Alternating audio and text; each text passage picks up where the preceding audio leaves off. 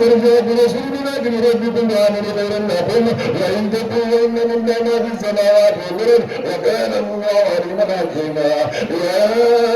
أهل الكتاب لا تغلوا في دينكم ولا تقولوا على الله إلا الحق إنما المسيح عيسى بن مريم رسول الله وقد أتوا يا مريم غير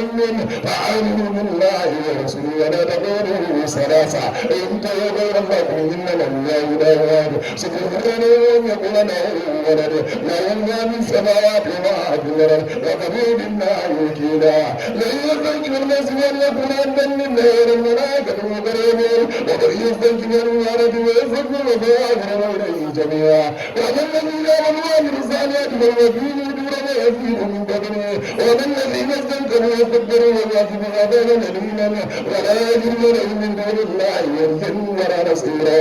يا أيها الناس قد جاءكم برهان من ربكم وأنزلنا إليكم نورا مبينا وعلى الذين آمنوا بالله واعتصموا به فسيدخلهم برحمة منه وفضل ويهديهم إليه صراطا مستقيما يستفتون وقل الله يؤتيكم ملكا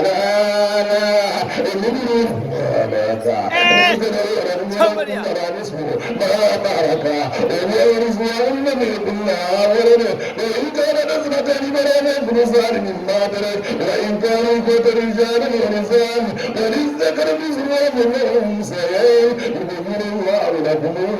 أن تضلوا الله بكل شيء علمنا بالمعدة ولد يكون نزلتان